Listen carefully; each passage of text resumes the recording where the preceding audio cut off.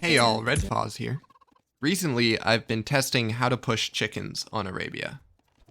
And as I've played with it more and more in my games, I've become confident it will become the meta on chicken maps. So let's talk about it.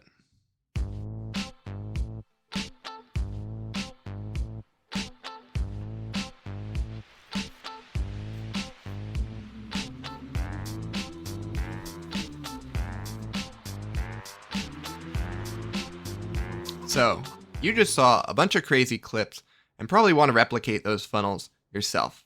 Well, before you do, you have to understand the ways in which chickens move. There are two ways that chickens move in Age of Empires. They either move through fleeing or through random walks. Here we are observing a ton of random walks. A random walk is when a chicken picks a direction and walks between a quarter of a tile to maybe 4 tiles. It's the longest random walk that I've seen. So let's just observe some. This chicken started here, and then he walked to here. So this is about 2 tiles. Now that's maybe 2 1/4 tiles, that distance. This guy just started here, and he's walking there, which is about a half a tile. This guy started here, and he's walking all the way up here. So he probably got like 2 tiles there. The longest one I've ever seen is 4 tiles, and the shortest one is about a quarter of a tile. There's another way that chickens move in Age of Empires. They also move through fleeing. If I run this scout through this group of chicken, you're going to see a lot of flees. Now, I think you're probably observing the same things I am. Fleeing seems to be much faster. Like the movement speed of the chickens is much faster when they're fleeing. There's also a fleeing animation. And if you really pay attention, you'll notice that fleeing is shorter than random walks. It's always around a half a tile. So this chicken started here, and he's going to flee to there, which is about a half a tile, maybe a little bit more, maybe 5/8, but it's still not a very long distance. And fleas are always the same distance. They're always about a half a tile. So how can we use these two pieces of information to effectively funnel our chickens? Well, I'll show you a bad funnel to start, because hopefully that will be educative of how funnels work.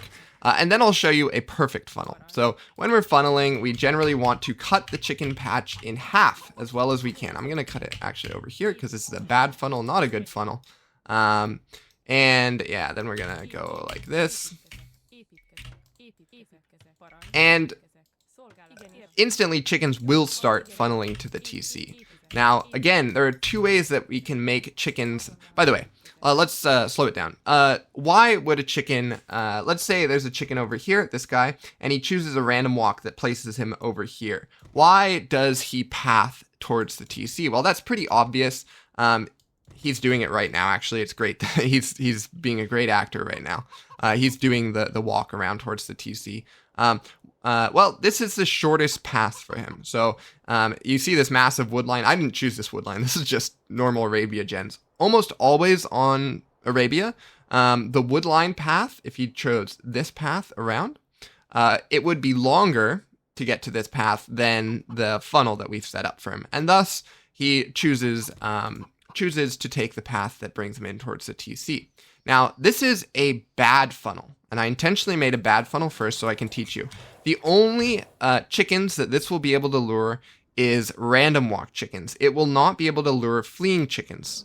Now, it's still pretty good. We're seeing a ton of random walks get directed towards the TC right now. We have about 4 in total, so we could have just gotten 4 chickens for free. But if we try to flee a chicken across one of these gates, it will not work 100% of the time.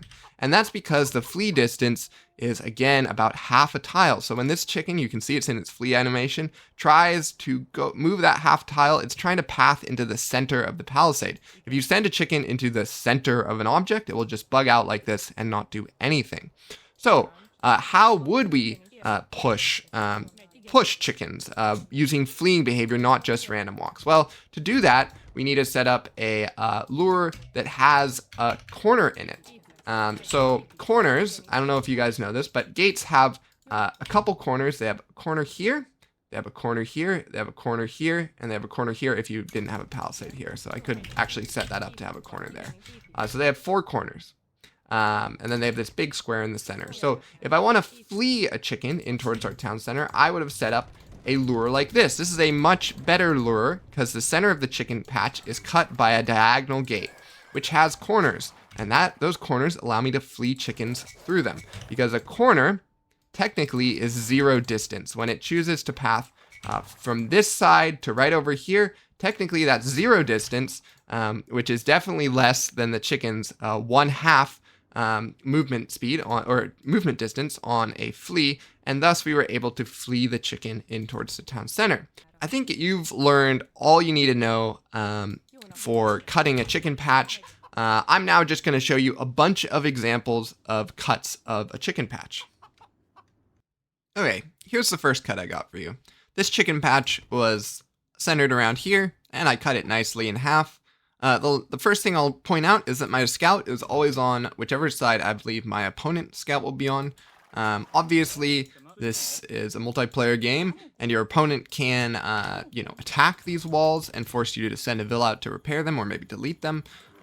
So you should, the meta that this will always develop into, in my games at least, is that whoever has more scout HP is able to defend their walls, their chicken walls, and thus, push in all their chickens. So you want to really conserve your scout HP if you're planning on doing this. Don't run into your opponent's TC or anything like that. Don't lose the scout war, because the moment that you do, you will no longer be able to defend your walls, and the opponent's scout will be able to batter them all down, and you'll have to delete them, and it won't be worth it. So this is pretty much a perfect cut, perfect scout positioning. Let's move on to the next one. Next cut, let's take a look. Okay, this one right here, yeah, they're already random walking in and fleeing in. Pretty easy cut. The patch was around here, so I cut it with this diagonal gate. Hopefully you guys are starting to gain the intuitions that I have for this sort of stuff, like where the perfect cut is. The patch, again, was located basically where this gate cut it in half, and we got all these chickens coming in. Beautiful. Okay, and again, the scout is on the side that I believe my opponent will attack from. His base is down there. I believe they'll attack from up here, so I'll camp this up here. I'll be pushing in. If he attacks my gates, I'll go and swing on him. Let's move on to the third. So yeah, here we go. This one was really easy. The patch was like right here where I cut it again with the diagonal gates. They don't have to be diagonal gates. These could be palisades. That takes a little bit more time and a little bit more concentration, so often I do gates. And again, my scout is on the side that I believe my opponent will be attacking from. You know, I can move over to the other side if I want to get some pushes off, but it might be a little risky. Hopefully you now have the intuitions that I do for cutting your chickens patches. And the final point I'd like to make in this video is about the economics of this all. Just because we can do something and it looks pretty flashy doesn't mean it's actually good.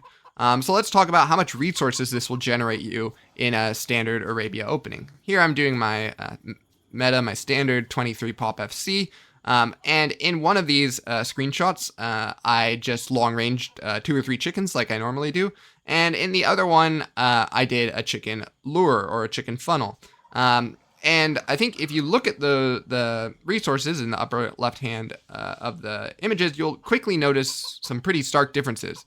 Basically, we have all the same resources, except where I did the funnel, I get plus 100 food.